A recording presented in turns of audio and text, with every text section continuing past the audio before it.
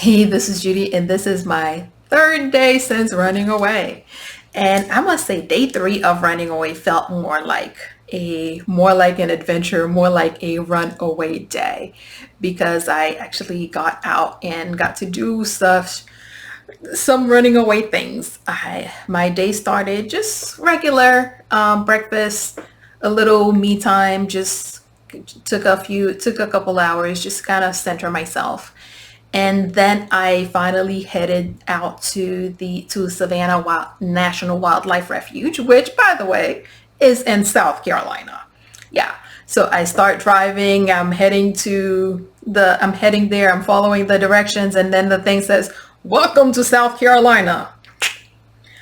But I don't know if that was the main South Carolina, what do you call it, welcome or entry point, but that one unusual thing is like South Carolina puts the welcome South to South Carolina sign right next to a porta potty. I don't know, maybe they figured you needed to go when you got to South Carolina. I don't know what it was about, but I just thought it was interesting. But yes, I did end up going to Savannah National Wildlife Refuge, which, by the way, was closed.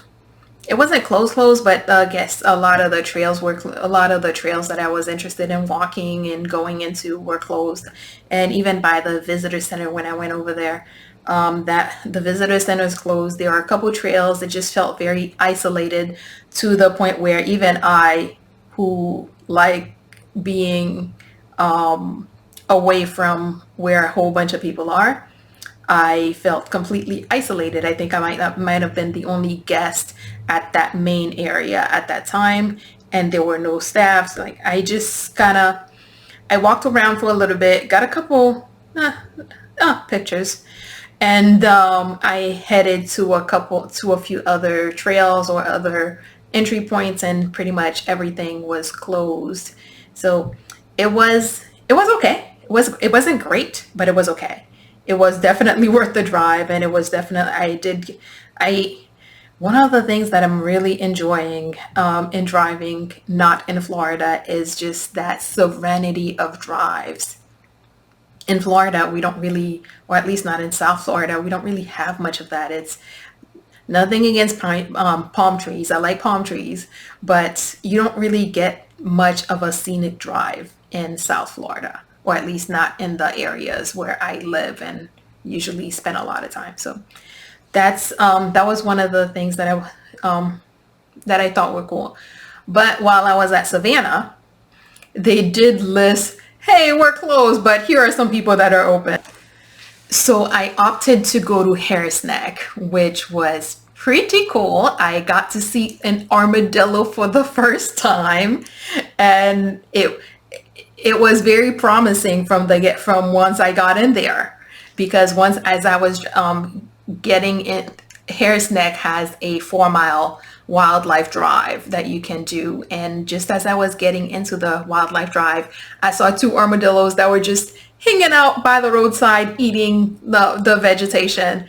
And they could not care less that I was there. You know what? That's your problem, lady. You want to sit there and watch us? That's you. And so they did. I sat there for a couple minutes, just checking out what they were doing. Took a few pictures. Even got a video of them eating. It turns out that they eat on fours, and I don't know what that was about, because both of them did it. Once they are done eating, they kind of get on there too and do a little shake thing. It was pretty cool. I'm glad I was able to get a little bit of that on video. So, and I finally saw a buck. I didn't get to take a picture. But down in Florida, we do have a lot of deer. I always see deer, but I would see the females with their cubs, but I never get to see a buck. So I actually got to see my first buck at Harris Neck. But unfortunately, by the time I got out of my car, they were on a walking trail. So by the time I got out of my car, I realized they were too far, and I needed a bigger lens to capture to be able to take a picture. And the time it would have taken me to get that bigger lens, they decided, you know what, you taking too long, so we're out. So I did get to see a buck, but I didn't get to take a picture. So that was pretty cool. What else? And there was one area over there where they had a whole bunch of different birds. Like it seemed like there was everything there. I couldn't really tell all the different species that were there, but it was really cool. I was able to get a couple pictures of and a couple pictures of birds in flight. I haven't had a chance to look at what I got, but I'm hoping that I got some really great shots. So that was pretty cool. And what else happened on day 3? Yeah, I got to go to Harris Neck. Oh, but even before then, I got to go into the downtown Savannah area just to walk around or drive around and just to be in Savannah, because I just like that ambiance. I like the squares. I like it. But of course, it was a little difficult wanting to do this, but because it is packed. And this area is having a resurgence of Delta. So wanting to be out and not be in the middle in there with everybody was kind of a little Dutch, what do you call it? Double Dutchy kind of thing.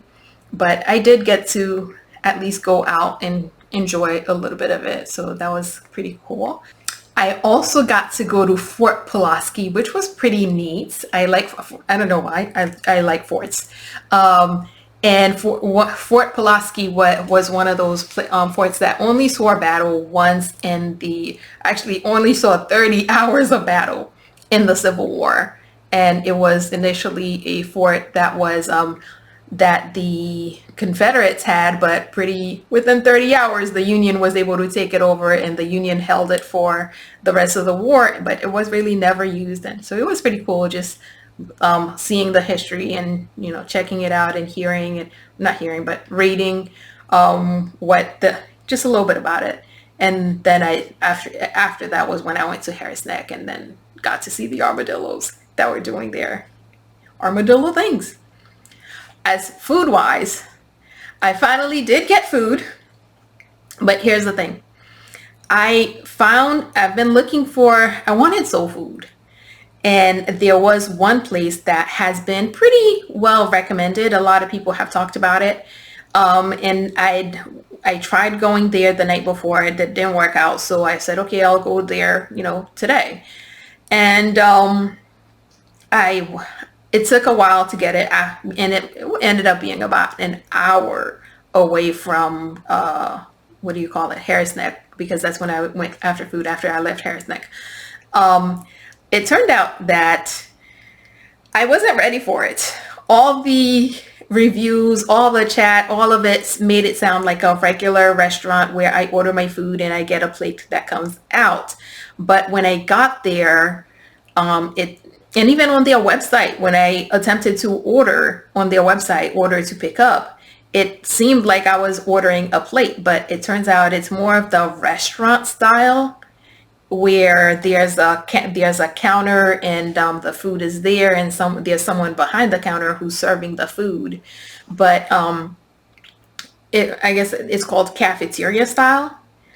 I've never been a fan, and I'm definitely not ready for cafeteria style right now in this current environment, because I pulled up and I'm looking, and there were 2 people behind the counter. One had seemed to have a face covered, but the other did not, and they're walking around, and there are customers in there. The customers are kind of too close to the glass for my comfort, especially in an area where that's becoming high with the pins, where numbers are going back up. So I looked at it and I tried to convince myself, well, I could microwave it when I get back to the hotel. I tried to give myself all the reasons to go and get in there and get that food, but I kind of chickened out. I even went back around. And of course, when I went back around, this guy decides, Mind you, they have a tiny little parking. There's only room for like cars to park on one side, and then the rest of the lane is for cars to maneuver. Well, this person decides, well, I don't feel like going all the way there to park, so I'm just gonna park in the one little spot where everybody's driving. So I pull up behind them, but they were already gone when I got there.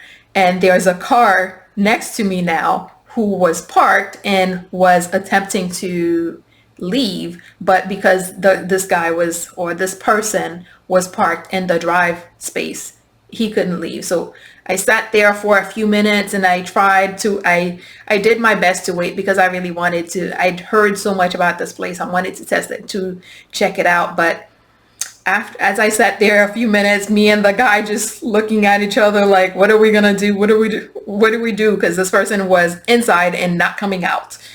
And it made me realize, why am I trying so hard to get this food? Although I've heard about it, I wanted it, but it was like, this is, maybe this is the universe. Maybe this is a message that I don't need to be going in there. So I wiggled my way out. I ended up backing out, which illegally backing out, and thankfully I was able to do it safely. There were no incidents.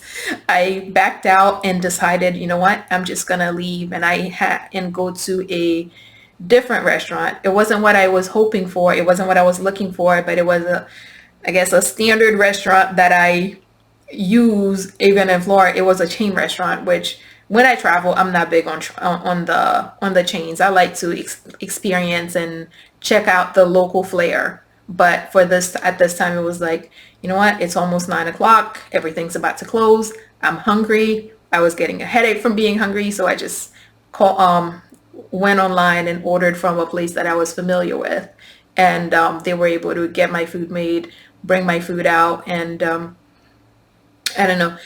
It just felt I was trying too hard to convince myself to eat at this particular place. But I've heard good things about it. I've heard that the food is really good. It just didn't feel right for me at that time. And because since it didn't feel right, I'm in that space of listening to my body, listening to my gut, listening to what I feel.